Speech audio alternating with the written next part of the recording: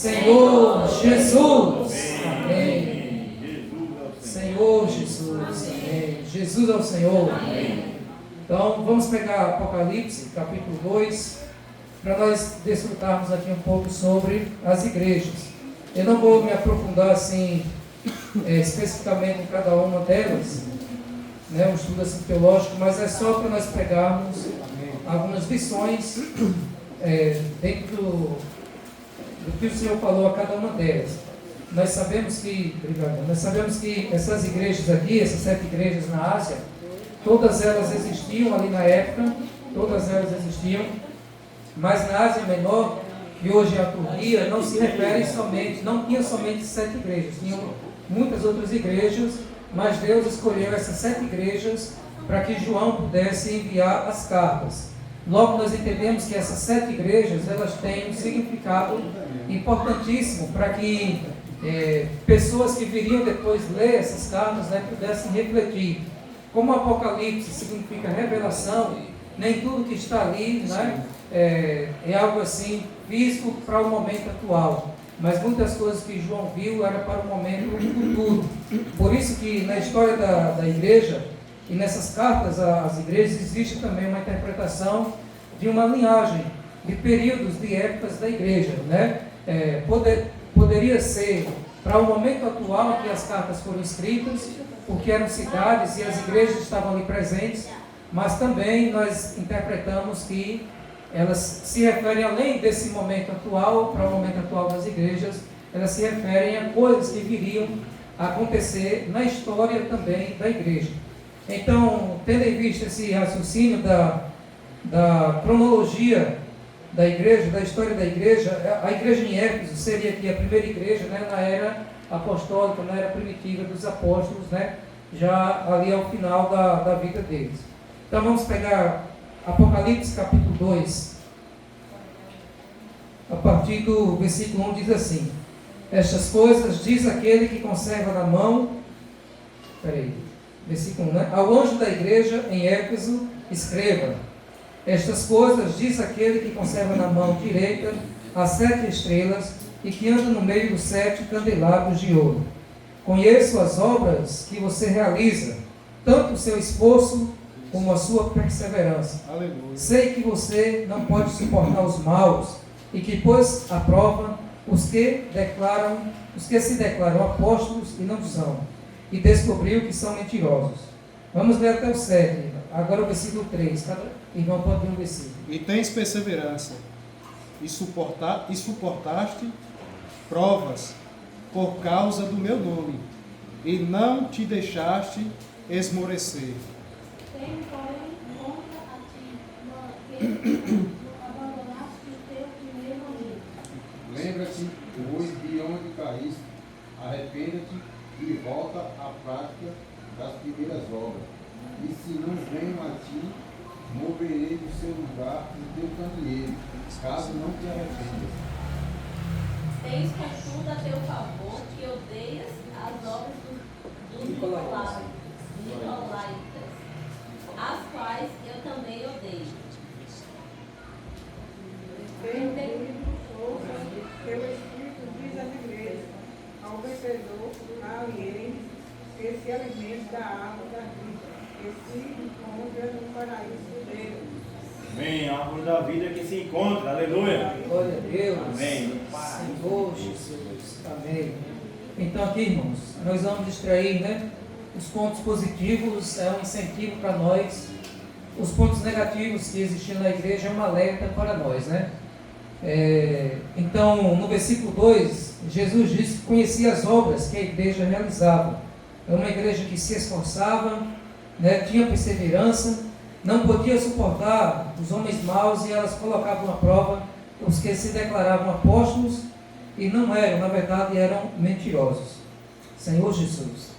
Então, nós percebemos aqui que era uma igreja que tinha muitas obras, que colocava a mão na massa. Elas desempenhavam o papel que o Senhor comissionou a ela e ela fazia mesmo, E aqui nós percebemos que era uma igreja que realmente ela era fiel à palavra, ela era fiel à doutrina, porque diz assim, olha, não pode suportar os maus e pôs à prova os que se declaram apóstolos e não são, e descobriu que são mentirosos. Então era uma igreja que tinha um espírito de discernimento e de conhecimento. Existiam falsos apóstolos, pessoas que se diziam apóstolos para pregar a palavra, mas eles eram mentirosos, ou seja, estavam usando a Bíblia, as Escrituras, para arredar discípulos e pessoas para si. E nós vemos que quando o apóstolo Paulo era vivo, ele esteve lá nessa igreja mais ou menos ali por 3 anos, e ele advertiu os irmãos justamente sobre isso. Pega aí Atos capítulo 20, deixa marcado, depois a gente volta para o Apocalipse. Atos capítulo 20, o versículo 29 a 31. Quem pegou pode ler. Atos 20, 29 a 31. Cada irmão vai lendo o versículo. Senhor Jesus. Eu sei que depois da minha partida entre vós penetrarão lobos vorazes que não pouparão o rebanho.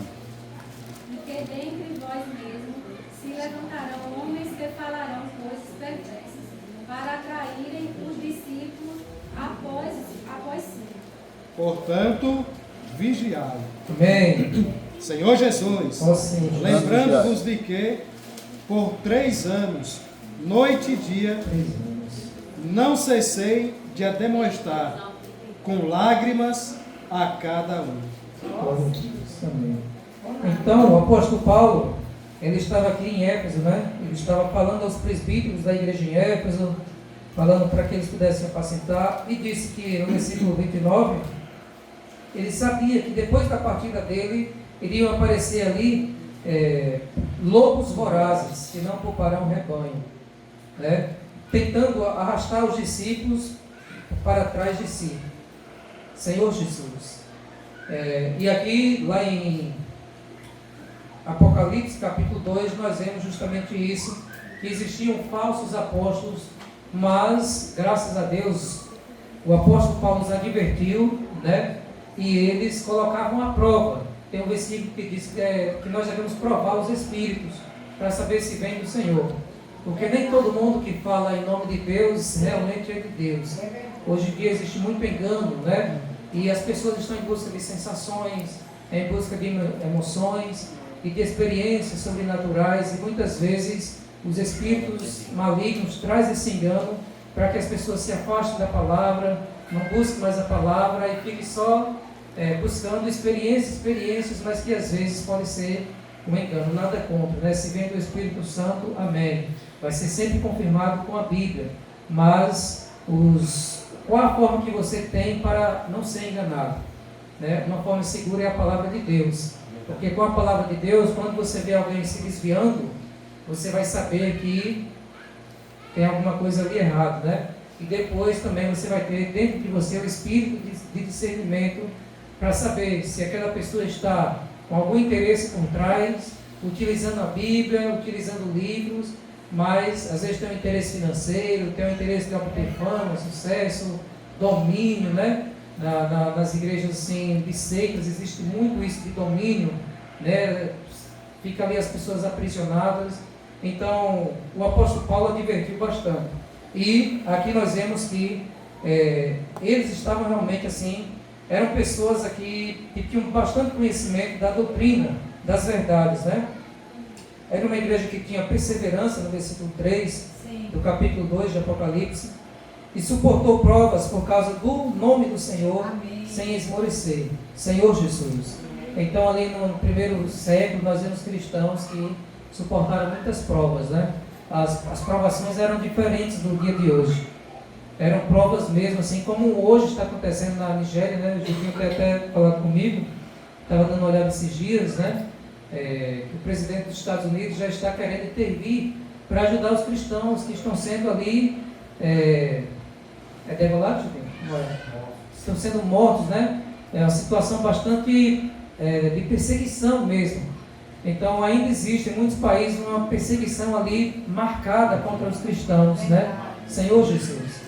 Então lá naquela época também tinha muitas perseguições e a igreja ali suportou por causa do nome do Senhor, sem deixar ter se esmorecido, né? Senhor Jesus. Mas aqui no versículo 4 diz: tenho porém contra ti que você abandonou o seu primeiro amor. Lembre-se, pois, de onde caiu. Arrependa-se e volte a praticar as primeiras obras. Ó Senhor Jesus. Amém. Então, irmãos, começou maravilhosamente bem, mas todo esse conhecimento que eles tinham, tudo isso, né, de todo esse zelo, toda essa perseverança, acabou que eles trabalhavam demais, tinham muitas verdades, mas o amor começou a se esfriar, né? Começou a se esfriar, eles abandonaram o primeiro amor. E aí o Senhor Jesus disse para que eles pudessem lembrar de onde caiu, se arrepender e voltar à prática das primeiras obras. Senhor Jesus, o primeiro amor, esse primeiro aí no grego significa melhor, o melhor amor, né? Então, quando uma pessoa se converte ao Senhor Jesus, verdadeiramente, genuinamente, ela é conquistada pelo Senhor, ela sente um fogo dentro dela queimando, um desespero, uma vontade de ler a Bíblia, ficar lendo a Bíblia, de estar orando, de estar nas comunhões, né? Se for capaz, ela vende tudo para estar ali junto com os irmãos. É aquele, né, aquele queimar interior, aquele negócio ali maravilhoso que está queimando. É como duas pessoas apaixonadas, querem estar perto, querem estar junto, né? Pensa toda hora. Então, quando você está no Senhor Jesus, você tem essa mesma sensação. As pessoas vai enlouquecer, vai endoidar. Isso é Bíblia para cá, é Bíblia para lá, é só culto, é só reunião, porque você está de fato ali no primeiro amor. Mas às vezes, depois de um tempo, você começa a abandonar. As práticas das primeiras obras já não está mais tão frequente. Aquele preço que você pagava no início da sua vida cristã, você não quer pagar mais. Você pensa, você luta na sua mente, Senhor, né? Senhor Jesus. Então, aí muitas vezes é necessário um encorajamento, né? Ó Senhor Jesus. Hoje eu acordei cedo e disse, pastor, hoje eu não vou para a consagração não.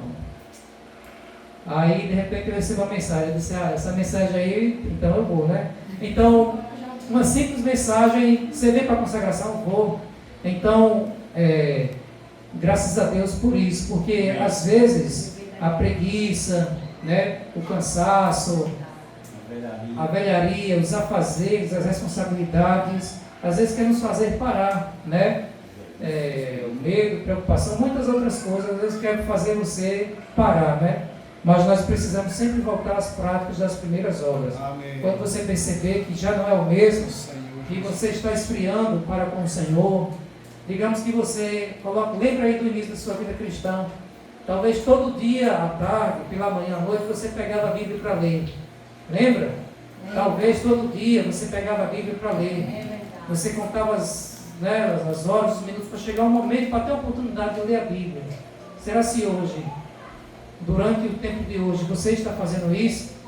Durante o seu dia todo, claro que tem, né? Mas durante o seu dia todo, você está buscando tirar um tempo para pelo menos ler a Bíblia? Para, né, Senhor, como eu preciso. Você não vai ler muito não, se você não tem costume, mas leia, né? Aí a gente reflete, puxa vida, no início era uma sede, era uma fome para ler a Bíblia, hoje em dia, passo o dia todo eu nem lembro, né? Você está parando para orar? Eu sei que orar a todo momento, em todo tempo é necessário, mas você está dando um tempo de qualidade, se concentrando só em Deus, para buscar a presença dEle? É uma reflexão para todos nós, né? Então, por isso que nós precisamos extrair das igrejas, né, pontos positivos e aprendemos com os pontos também que a igreja está em falta. Então, o primeiro amor aqui foi abandonado, né? Abandonou, não é que perdeu, é abandonou. E nós sabemos que abandonar quer dizer deixar, né? Perder, você perder aqui, mas abandonar é você deixar. Isso quer dizer que quando você deixa, é porque tem algo que está tomando o lugar. Aí é onde entra a idolatria, né? Idolatria, ídolos, não é somente uma imagem de escultura na parede, uma estátua na cidade que as pessoas adoram. Idolatria, um ídolo, é qualquer coisa que está tomando um lugar de Deus no seu coração, né? E como já são sempre desfruta, hoje em dia o celular, infelizmente, às vezes toma muito nosso tempo. Tem um pregador que diz que no grande dia do tribunal, ninguém vai ter desculpa que não teve tempo para ler a Bíblia, porque Deus aqui, tanto de tempo na rede social. Ninguém vai ter desculpa, né? Rapaz, hoje não teve tempo. Se você for pegar, pelo menos 5 minutinhos, às vezes, você depositou ali, olhando alguma notificação, respondendo alguma mensagem, né? Ninguém vai ter desculpa para dizer, Deus, não tive tempo de orar, de ler, porque a rede social vai ser... vai ser... eu quero dizer assim, vai ser algo que vai revelar que você de fato tinha tempo, mas não priorizou a Deus, né? Senhor Jesus. Então, Hernando Dias Lopes diz assim, ter obras é bom, mas não é suficiente. Na verdade, esse aqui eu coloquei. Depois ele fala. Aqui agora é Hernando. Jesus está mais interessado em nós do que em nosso trabalho. Deus está mais interessado em relacionamento com Ele do que em trabalho para Ele.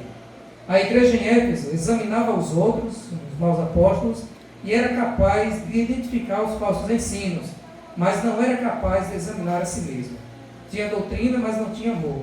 A igreja identifica o mal doutrinário nos outros, mas não identifica a frieza do amor em si mesmo. Senhor Jesus. É aí onde o apóstolo Paulo diz em 1 Coríntios 13, né? Que ainda que ele tenha o dom de profetizar, conhecer todos os mistérios e toda a ciência, tenha muita fé a ponto de transportar montes, se não tiver amor, nada seria. Então, irmãos, você trabalhar para Deus é importantíssimo. Mas se você estiver fazendo algo sem amor, né, isso se torna vão. Porque Deus diz, tenho porém contra ti que abandonaste o teu primeiro amor.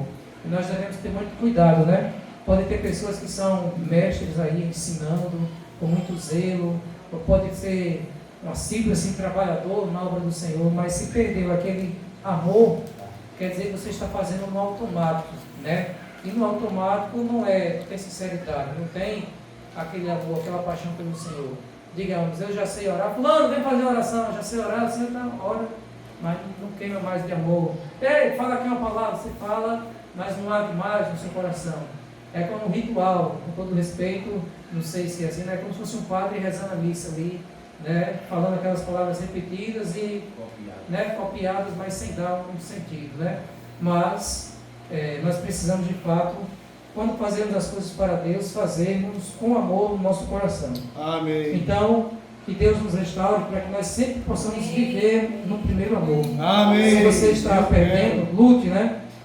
E graças a Deus vai ter momentos de restauração, que eu sei, momentos de restauração em que você não vai se contentar com a situação atual. Deus sempre tem mais para te dar, né? Amém. Eu já tenho 2004, 21 anos que eu me converti, e eu, por exemplo, teve experiências que eu tive com o Senhor durante esse tempo que eu só vim ter hoje. Ou seja, tem coisas que você vai viver com Deus se você procurar negar a sua vida da alma, se você fazer um sacrifício, né? E justamente isso é encorajamento. Às vezes o irmão envia um vídeo para você, um vídeo bíblico, evangélico, você diz, puxa vida, estou olhando isso aqui, mas eu nunca fiz isso, né? O irmão às vezes mandou um vídeo para mim e disse, fulano, se você fazer isso, tem isso, aquilo. Eu disse, rapaz, tantos anos eu nunca paguei esse preço, né? E aí eu fui e orei ao Senhor, meu Deus, então me deu a oportunidade de eu fazer, não igual eles, mas pelo menos um mínimo, estabelecer um limite. Amém. Então sempre Deus vai te dar, vai ter mais para te dar. Se você quer ganhar muito de Deus, você tem que se entregar muito para Deus. Não tem como eu querer fazer isso, aquilo, ser enchido de Deus e eu não me entregar, né? Não buscar. Então nós precisamos buscar mais de Deus, né? Vamos ver agora a segunda igreja de Esmirna. É o versículo 9 a 11. Quem pegou pode ler. Conheça a tua tribulação, a tua pobreza, mas tu és rico, e a blasfêmia dos que a si mesmos te declaram judeus e não são, sendo antes sinagoga de Satanás.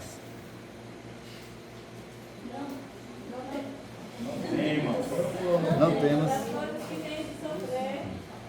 Eis que o diabo está para lançar em prisão alguns entre vós, mas para ser postos à prova, quereis tribulações de 10 dias, ser fiel até a morte, e dar-te a coroa da vida. Ouça o que o Espírito diz às igrejas. O vencedor de mim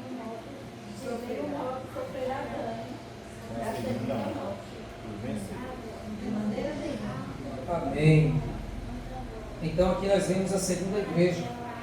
A igreja de Esmirna, né, que significa aí a igreja sofredora. Esmirna significa mirra, o material colocado ali nos mortos. Né? Então, nós percebemos aqui que o Senhor Jesus se apresenta como o último que esteve morto e tornou a viver. É bem peculiar porque nessa igreja aqui, muitos foram mortos por causa do Senhor, se tornaram mártires. Né? Mártires quer dizer morrer por uma causa. Eles morreram por causa do nome do Senhor. Aqui talvez se encaixa a história de um discípulo do apóstolo João chamado Policarpo. Ele, nessa época aqui de grandes perseguições, que as pessoas pegavam os cristãos, jogavam na arena leões, animais e matavam. Aqui nesse tempo eles capturaram o discípulo do apóstolo João, Policarpo, com 86 anos. Como já era velhinho, não jogaram de vez assim na arena e disseram: negue o nome de Jesus, negue isso e você vai viver. E ele disse assim: eu tenho servido o meu Senhor por 86 anos, ele nunca me fez mal, porque eu negaria agora no final da minha vida? E foi, e não negou, e foi, e mataram ele queimado, né? E muitas pessoas aqui, o Atmani, no livro Ortodoxia da Igreja, ele conta histórias de pessoas, mulheres que eram noivas e outra que era casada com filhos, os maridos não eram cristãos, e elas, porque todos estão testemunhando com o seu sangue e eu estou fugindo, e elas queriam se entregar para ser mártir pelo nome do Senhor, e os pais, o marido, o noivo dava conselho para não ir, mas elas iam e se entregavam. Era assim um negócio de muita fé, né? A gente vê um negócio desse, né? A gente ora ao Senhor para que aumente a nossa fé, porque é um leão te devorando, um animal devorando, um coliseu, muitas pessoas vendo aquele show, né? E as pessoas morriam pelo nome do Senhor Jesus, né? Senhor Jesus. Amém. Então o Senhor disse aqui para essa igreja, 10: não tenham medo das coisas que você vai sofrer. Eis que o diabo está para lançar alguns de vocês na prisão, para que vocês sejam postos à prova e passem por uma tribulação de 10 dias. Ser fiel até a morte e dar-te-ei a coroa da vida. Senhor Jesus. Aí Jesus disse lá no 8 que nós vemos, se apresenta como que esteve morto e tornou a viver. Depois diz: ser fiel até a morte, dar-te-ei a coroa da vida. E o vencedor de nenhum modo sofrerá o dano da segunda morte. Então você vê que o Senhor trabalha muito essa ideia de morte e vida, porque era uma igreja que de fato morreram, muitos ali morreram pelo nome do Senhor Jesus. Amém. Passavam por tribulação, eram pobres financeiramente, materialmente, mas eram ricos para com Deus, né? Senhor Jesus. Amém. Então realmente, glória a Deus por essa igreja que foi elogiada, né? E que não negou. E aqui você vê um fato que Deus sabia o tempo de dias de tribulação que a igreja ia passar. Não eram dias assim específicos, só 10 dias, mas isso significa um breve período de tempo. O Atmani, ele diz assim: nossos dias de sofrimento são contados pelo Senhor. Após esses dias, seremos libertados exatamente como Jó foi. Por outro lado, significa que os 10 dias são um período muito breve. Não importa por quais provações passemos diante de Deus, elas não durarão muito. Quando os dias são completados, o maligno não pode fazer mais nada. As provações que você sofrerá passarão rapidamente. Ou seja, tudo tem um tempo determinado. Deus colocou que disse 10 dias é por um breve período, né? E o que você está passando também tem um tempo determinado, né? O tempo que Deus vai te despertar, né? Para buscar o Senhor Jesus, para buscar a solução nele, né? E para aprender também com Ele diante do que está passando. E ali o Senhor Jesus, Ele tem um propósito em todas as coisas, né? Todas as coisas cooperam para o bem dos que amam a Deus e são chamados segundo o seu propósito. Senhor Jesus. Então, o que é que nós aprendemos aqui? É ser fiel quando vier o tempo difícil, né? No tempo fácil é mais fácil, mas no tempo difícil é onde você é provado. Sim. Você só é provado quando vem a oportunidade de você errar na sua frente. É ali onde você é provado. Não adianta eu dizer que eu sou algo, né, sem passar por algo. Mas quando eu passo e eu venço, aí eu tenho critério. né? Você só pode dizer que é fiel quando aparece na sua frente uma possibilidade de ser infiel e você continua fiel. Você só pode dizer que é honesto quando aparece a oportunidade de você ser desonesto, mas você prefere ser honesto. Dizer sem passar pela prova é só palavras, mas quando você de fato se posicionou e passou e venceu, aí sim, aí agora você está falando com propriedade, né? Amém. Senhor Jesus. Amém. Então, vamos passar para a próxima igreja, igreja de Pérgamo, o versículo 12 ao 16. Cada irmão lê no versículo. Vamos ver os jovens lendo também? Bora ver os O jovens. versículo 12 ao 16. Podem ler. Apocalipse 2, 12 ao 16. Desperta jovens, amém. Jovens. Ao anjo da igreja em Pergamo escreve: estas coisas diz aquele que tem a espada afiada de 2 gumes. Eu sei as tuas obras e onde habitas, que é onde está o trono de Satanás. E retens o meu nome, e não negaste a minha fé. Ainda nos dias de antes, minha criança testemunhas. Sei. Qual foi o número de vós? Onde Satanás habita? No entanto, tenho contra você algumas coisas. Você tem aí pessoas que se apegam ao ensino de Balaão, o qual ensinou Balaque a armar ciladas contra os israelitas, induzindo-os a comer alimentos sacrificados a eles e a praticar imoralidade sexual. Senhor Jesus. Amém.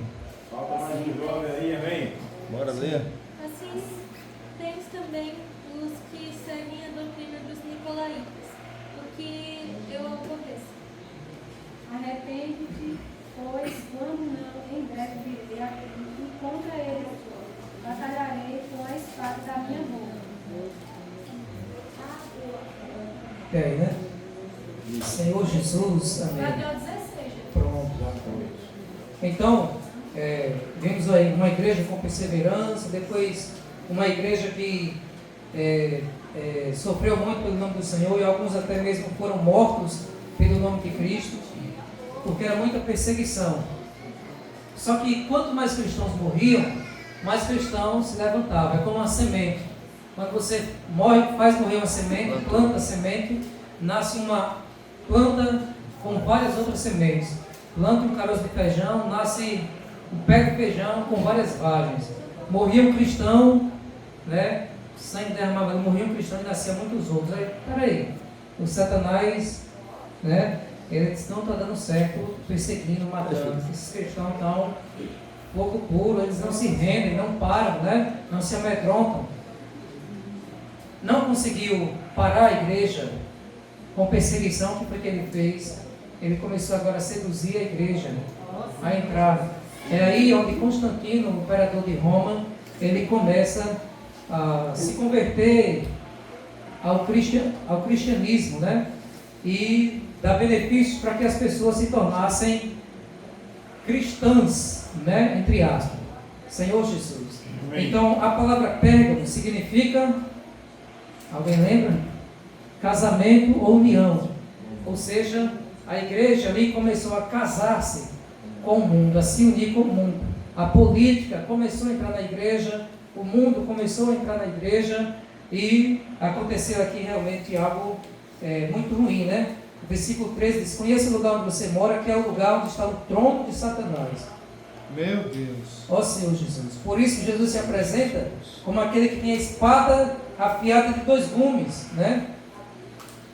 O Senhor veio realmente ali para confrontar essa igreja. Sim. Ó Senhor Jesus, você vê que a igreja conservava o nome, não negou a fé que tinha neles, até nos dias de Antipas, que era uma testemunha fiel, mas foi morto ali na cidade. E Antipas significa contra tudo. Mesmo uma igreja ali que estava unida, com laços com o mundo e com a política, existia dentro ali daquela igreja um homem que era contra tudo. Ou seja, que não aceitava as coisas erradas dentro da igreja. Então, ele não era sócio, né? Cúmplice dessas coisas aí erradas. Mas ele foi morto. Senhor Jesus. Obrigado. Tenho, porém, contra você algumas coisas. Estão aí no seu meio que sustentam a doutrina de Balaão, o qual ensinava Balaque a armar ciladas diante dos filhos de Israel, para que comessem coisas sacrificadas aos ídolos e praticassem a prostituição. Além disso, estão também aí no seu meio os que seguem a doutrina dos nicolaítas. Senhor Jesus, então nós vemos nessa igreja aqui, né, o mundo entrou e nós vemos realmente a doutrina de Balaão, que utilizavam aqui realmente os seus dons para levar as pessoas a se corromperem, os dons que Deus deu, levou eles a utilizar de forma errada, né, para maciladas contra o povo de Israel. Então, era uma igreja que estava casada com o mundo. Senhor Jesus. Então, isso é errado, porque a igreja deve ser um peregrino no mundo. O Atmani diz que é certo que um barco está na água, mas não a água está no barco. A igreja está no mundo, mas o mundo não pode estar na igreja. Nós estamos vivendo aqui na terra, né? Mas estamos vivendo aqui no mundo físico, tem muitas coisas, mas o mundo, né?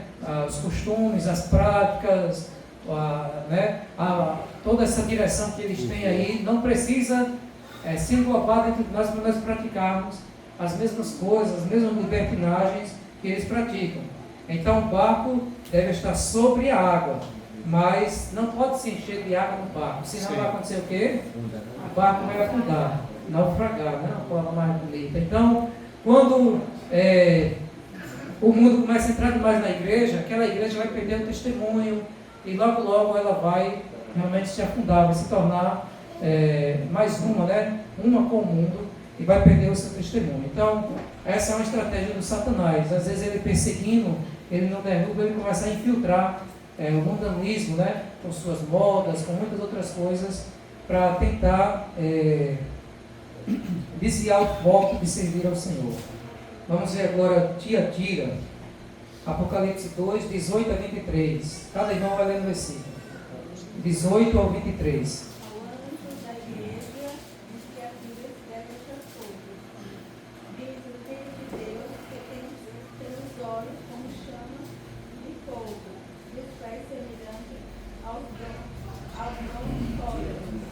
Conheço as tuas obras, o teu amor, a tua fé, o teu serviço, a tua perseverança e as últimas obras, mais numerosas do que as primeiras. É o 3, né, Jamil? Agora é o 20, 2:20. Apocalipse 2:20. Tenho, porém, contra ti o toleres, que essa mulher Jezabel, que a si mesma se declara profetiza, não somente ensine, mas ainda seduza os meus servos a praticarem a prostituição e a comerem coisas sacrificadas aos ídolos. Ele tem o parecer de arrepender. Ela, todavia, não quer arrepender-se da sua prostituição.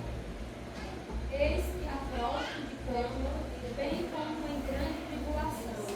Os que com ela adulteram, caso não se arrependam das obras que ela incita.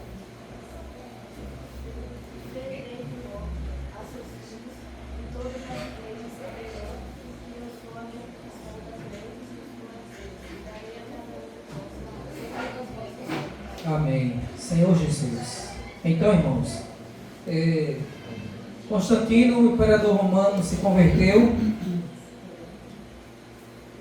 na época de Pérgamo e agora tem essa transição de se tornar Tiatira, dentro da história da igreja, né?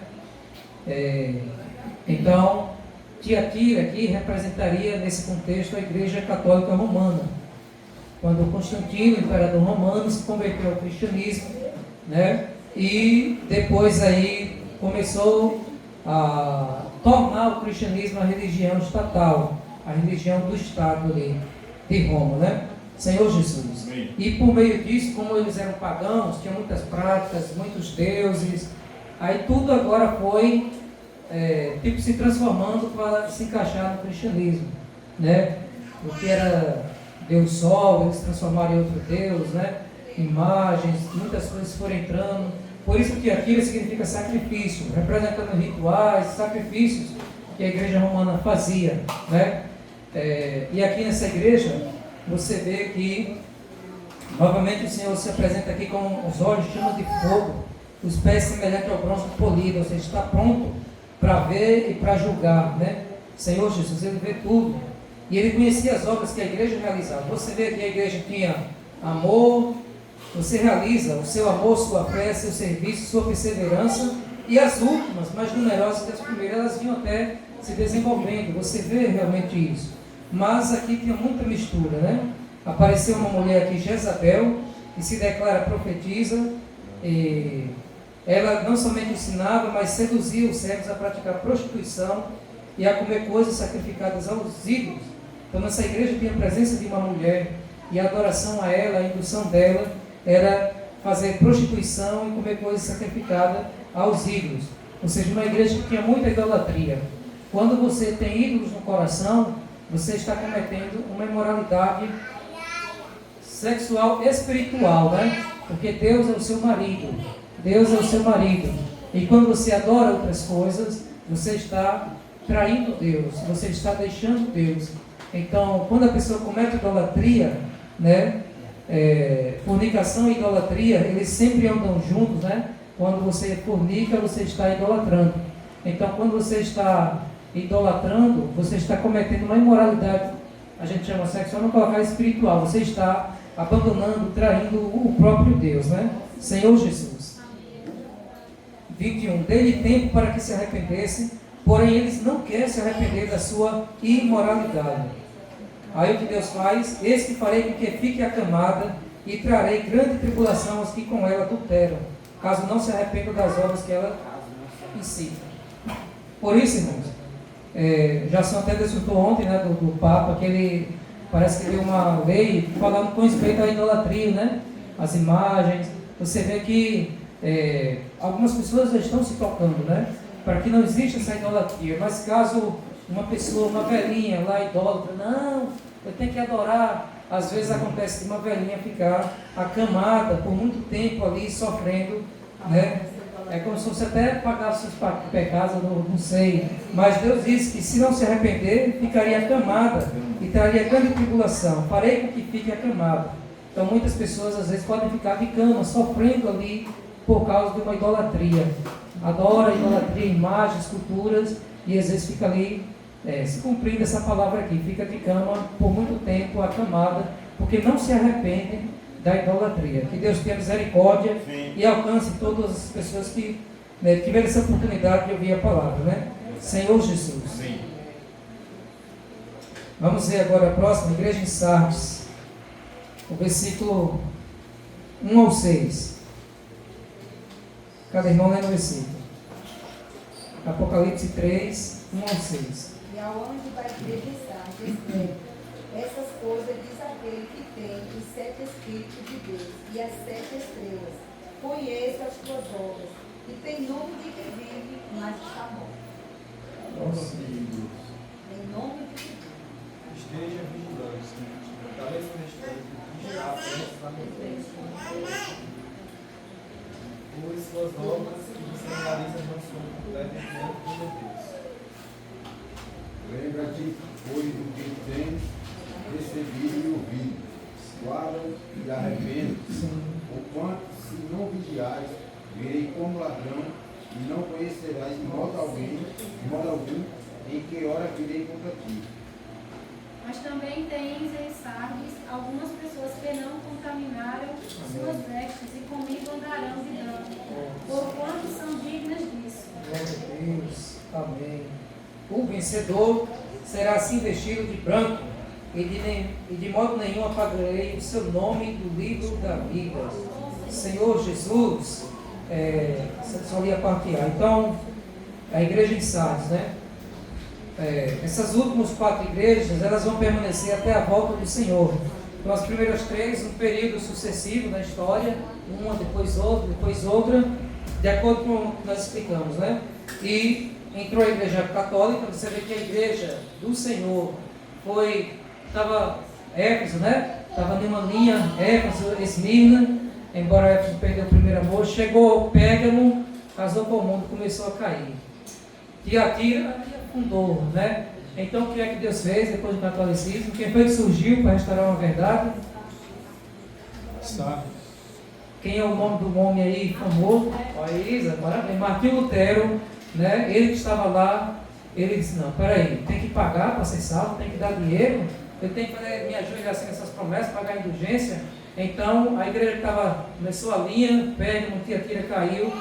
Em Sardes, que significa remanescente ou restauração, Martinho Lutero começou a levantar, né? Não foi até o ápice, mas foi o começo de uma restauração, porque ele fez várias teses, pregou lá na porta lá do templo e teve que se rebelar contra homens grandes mesmo, né? Homens grandes do catolicismo, mas ele restaurou a verdade. A justificação é pela fé, não é por obra, você não precisa fazer nada. Só precisa crer no Senhor Jesus e você vai ser salvo, você vai ter a vida eterna sem pagar nenhum preço, é pelo crer, né? Então Martinho Lutero restaurou isso aí, graças a Deus, né? Amém. Senhor Jesus, que agora, 1517 a seguir, essa verdade foi restaurada. Então, de Martinho Lutero, quando surgiu as denominações, né? Igreja de Sardes representa muitas denominações ali que surgiram para restaurar uma verdade. Não foi de uma forma assim, talvez do jeito de Deus, porque cada um viu uma verdade depois dos tempos, né? Descobri uma verdade, vou abrir uma igreja com base nesse fundamento. Descobri a verdade sobre o batismo, vou abrir uma igreja não batista, talvez seja esse exemplo. Descobri uma verdade sobre os presbíteros, vou fazer a igreja presbiteriana. Descobri uma verdade sobre isso, vou fazer uma igreja assim. Então começou também, infelizmente, muitas divisões nessa época. Porque, tinha duas pessoas ali, um concordava com uma coisa, outro discordava, já que a gente não concorda, você sai aí, eu vou fazer minha igreja de aspas. Então, restaurou algumas verdades, mas ao mesmo tempo houve muitas divisões nessa época, e por isso o Senhor Jesus disse assim, no versículo final do 1, conheço as obras que você realiza, que você tem fama de estar vivo, mas está morto. Tem fama de estar vivo, mas está morto. Ou seja, exteriormente a igreja tinha uma aparência, né? Rapaz, está pegando fogo aí. A igreja tinha uma aparência, a igreja tinha uma aparência, né? Aquele negócio bonito, aquele negócio elogiável, lindo, bonito por fora, exterior, como os fariseus, bonito por fora, né? Mas por dentro como sepulcros caiados, cheios de imundícia. Então tinha um sistema, tinha doutrina, tinha tudo aquilo, tinha fama de estar vivo, mas não tinha mais a chama ardendo no seu interior. Diz assim, 2, fique vigiando e fortaleça o restante que estava para morrer, porque verifiquei que as obras que você realiza não são íntegras na presença de Deus. O que Jesus manda elas fazer? Ela fazer. Lembre-se, pois, do que você recebeu e ouviu, guarda-o e arrepende-se. A solução, irmãos, é voltar. Eles já tinham a palavra, então eles deveriam se voltar para a palavra, lembrar do que já tinha recebido e do que já tinha ouvido. Eles estavam esquecendo do que ouviu, do que aprendeu na palavra, né? Lembre-se do que você já sabe, do que você ouviu, guarde e se arrependa. Senão eu vou vir como ladrão, de modo algum você vai saber a hora, você vai pegar desapercebido, né? Não vai pegar vigiando. O que aconteceu em Sardes, né? Diz assim, mas você tem aí em Sardes umas poucas pessoas que não contaminaram as suas vestes. Elas andarão comigo vestidas de branco, pois são dignas. Senhor Jesus. Hernandes diz assim, a maioria dos crentes estava contaminando as suas vestiduras. E isso é um símbolo da corrupção. O pecado tinha se infiltrado na igreja. Por baixo da aparência piedosa daquela respeitável congregação, havia impureza escondida na vida dos membros. Senhor Jesus. Aí aconteceu que Jesus denunciou em Mateus 15:8, este povo me honra com os lábios, mas o seu coração está longe de mim, né? Então as vestes representam atos de justiça, ou seja, os atos daqueles crentes, as atitudes dele, né? Ocultamente, longe das pessoas, muitas vezes estava assim, dando mau testemunho e fazendo o que desagradava a Deus. Embora exteriormente pudesse manter uma pose, uma posição, um status, mas Deus conhecia o interior de você, tem fama de que está vivo, mas eu te conheço, você está morto por dentro. Então que o Senhor Jesus nos sonde para que nós possamos estar vivos por dentro e por fora. Amém. E expressar o Senhor Jesus, né? Amém. Ó Senhor Jesus. Amém. Vamos ver Filadélfia, Apocalipse 3, versículos 7 ao 11. 7 ao 11. Ao anjo da igreja de Filadélfia escreva: estas coisas diz o santo, o verdadeiro, aquele que tem a chave de Davi, que abre e ninguém fechará, e que fecha e ninguém abrirá. O 8 até o 11, agora o 8. As tuas obras, eis que tenho posto diante de ti uma porta aberta, a qual ninguém pode fechar, porque tem poucas forças. Entretanto, guardaste a minha palavra e não negaste o meu. Aleluia. Eis que eu farei a da sinagoga de Satanás, aos que se dizem judeus e não são, mas mentem. Eis que eu farei que venham e adorem prostrados a teus pés, e saibam que eu te amo. Amém. Senhor Jesus, glória a Deus. Então, irmãos, essa igreja aqui é uma igreja louvada por Deus. Como em Filadélfia, a igreja louvada por Deus. Ele abriu uma porta, ninguém fechará. Por ela entramos nós, comendo a palavra, invocando o Senhor. Até vires um dia, Senhor, pois nos dia, sempre no amor fraternal. Ó Senhor Jesus. Essa é a igreja que todos querem estar, né, e representar. Quais são as atitudes dessa igreja? É uma igreja que não se identifica com a igreja de Sardes, que tem nome que vive, mas está morto, mas é uma igreja que tem de fato o amor fraternal, que ama os irmãos, que ama as pessoas e que tem pouca força, pouca estrutura, não é como aquele que tem fama de que vive, mas é, né, o pequeno rebanho de Deus que realmente é elogiada pelo Senhor. Tem pouca força, mas não nega, né? Não nega o nome do Senhor Jesus e guarda a palavra dele. A palavra e o nome do Senhor. É uma igreja que realmente está firme, guardando a palavra, praticando a palavra, né? Invocando o nome do Senhor Jesus, sempre invocando, e Deus abre uma porta que ninguém consegue fechar, né? Senhor Jesus. E essa porta que ele abriu, nós devemos de fato aproveitar, né? Muitos estudiosos colocam como uma porta para a pregação do Evangelho. Ó Senhor Jesus. Mas glória a Deus que nós precisamos estar nessa condição. Alguns historiadores aqui divergem um pouco, por exemplo, de Atmani, eles dizem que são os avivamentos, né? Momentos na história que as igrejas teve avivamentos, que amavam as pessoas, pregavam o Evangelho para anunciar, né? E de fato, eu particularmente não acredito que seja só um momento histórico, mas que todos hoje podem procurar estar nessa condição. Amém. De amar a palavra, né? De amar a palavra, guardar a palavra e não negar o nome do Senhor nessa era. Senhor Jesus. Amém. Então, pelas nossas práticas e atitudes, nós podemos de fato nos posicionarmos, né? Como essa igreja, e o Senhor nos ajude para que nós possamos extrair esses pontos e sermos fiéis ao Senhor, amém, guardarmos a sua palavra e não negarmos o seu nome. Senhor Jesus, de fato não nos preocupamos com estrutura, com grandiosidade, temos pouca força, né? Temos pouca força, mas guardamos a palavra e não negamos o nome. E o que é que Jesus promete? Versículo 10: você guardou a palavra da minha perseverança, por isso também eu guardarei não é na, mas é da. Por isso também eu guardarei da hora da provação que há de vir sobre o mundo inteiro, para pôr a prova os que habitam sobre a terra. Venho sem demora, conserve o que você tem, para que ninguém tome a tua coroa.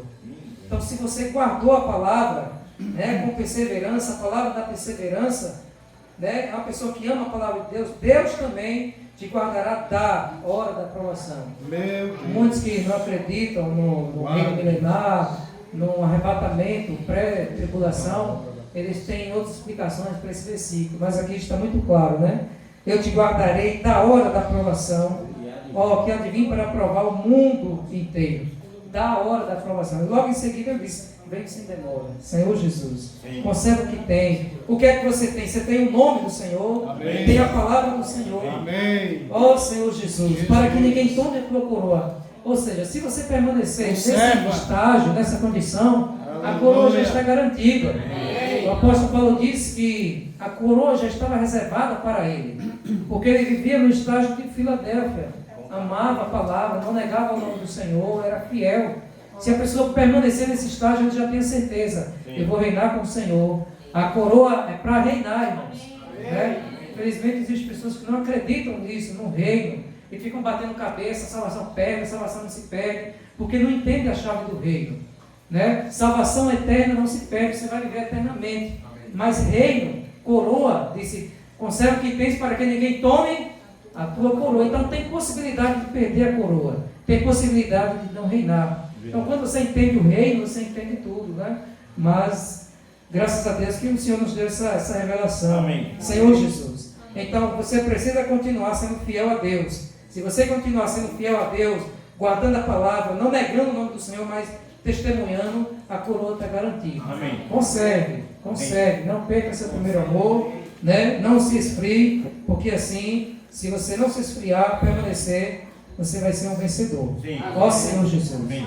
Finalizando aqui, igreja em Laodiceia, Apocalipse 3, diz assim, o versículo 15: conheço as obras que você realiza, você não é nem frio, nem quente. Quem dera você fosse frio ou quente. Assim, porque você é morno e não é nem quente nem frio, estou a ponto de vomitá-lo da minha boca. Você diz, sou rico, estou bem de vida. Na versão aí vocês abastado. Estou bem de vida e não preciso de nada. Mas você não sabe que é infeliz? Sim, miserável, pobre, cego e nu. Ó Senhor Jesus. 19. Eu repreendo e disciplino aqueles que amam. Portanto, sejam zelosos e arrependam-se. Eis que estou à porta e bato. Se alguém ouvir a minha voz, abrir a porta, entrarei em sua casa, cearei com ele e ele comigo. Senhor Jesus. Amém. Existe um grande perigo, irmãos. Se de Filadélfia para Laodiceia, né? Eu vou ler aqui o que o Atmani colocou no livro Ortodoxia da Igreja. A característica principal de Laodiceia é o orgulho espiritual. Hoje podemos encontrar Filadélfia e também Laodiceia. Ambos são bastante parecidos em sua posição como igreja.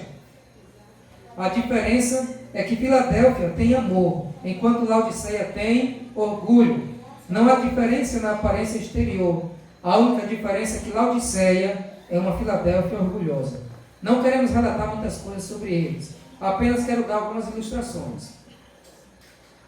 Um irmão certa vez disse: existe algo espiritual que não possa ser encontrado entre nós? Certo irmão, após ver uma nova revista, disse: que novidade ela pode nos dar? Alguma coisa que nós não temos? E ele fechou a revista sem ler mais. Outro irmão disse: uma vez que o Senhor tem nos dado maior luz, devemos estar satisfeitos. Lermos o que os outros têm escrito é perda de tempo. Outro disse: o que é que os outros têm que nós não temos? E o que nós temos pode ser que os outros não tenham. Quando ouvimos esse tipo de falar, imediatamente lembremos de que o Senhor diz aqui a respeito dos que dizem: estou rico, não preciso de coisa alguma. Oh, quão cuidadosos precisamos ser para que não nos tornemos Laodiceia. Senhor Jesus. Então, irmãos, longe de nós isso, né? A gente, quando eu leio isso aqui, eu lembro da história da igreja nossa, recente, né? Sim. A gente sempre tem esse costume de dizer que somos os mais elevados, né? Somos os melhores. Antigamente, lá no início, só nós seríamos salvos, e isso não pode ser falado, porque isso é uma característica de seita, né? Exclusivismo é característica de seita. Sim. Será que só nós somos os melhores? Né? Só um do nosso meio que é o mais elevado, o mais espiritual. Aí quando você vê na cristandade, tem tantos servos de Deus aí que dão a sua vida, dão a sua vida por amor ao Evangelho. Né? Tem tantas pessoas melhores do que eu, que buscam a Deus, que se entregam. Então temos que ter muito cuidado para não nos tornarmos Laodiceia e dizermos que somos os mais elevados, somos os melhores, só nós vamos ser salvos, porque isso é um sinal de orgulho espiritual. Laodiceia disse: estou rico, abastado, não preciso de coisa alguma. E aí começa a denegrir, como o Atmani contou a história. Irmãos pegavam a revista: esse escritor, não preciso disso, eu já sei de tudo. tenha cuidado para o orgulho não entrar e aos olhos de Deus você se tornar pobre, miserável, cego e nu. Então, o que você precisa ter? Espírito de discernimento, né? Porque Deus não é tão fechado assim para concentrar todas as suas riquezas em um único segmento, né? Como da onde nós saímos, né?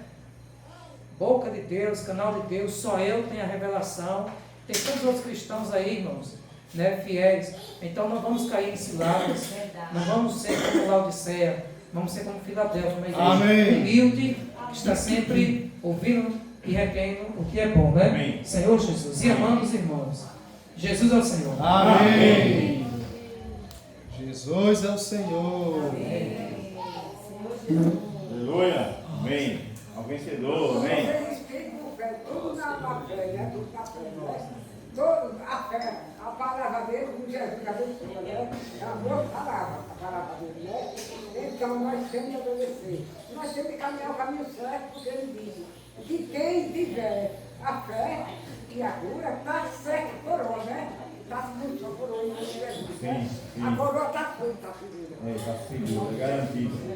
E se você não tem a fé, você não caminha certo, no livre, você não tem a fé em Deus, você não acredita em Jesus, você não tem fé em nada, você não tem coroa nunca, né? Mas se você anda na fé de Deus, preparado, porque Deus é bom, Jesus é bom, Jesus Amém. é outro, é poderoso, né? Sim. Então nós estamos seguros na mão de Jesus. Amém. Mas para quem está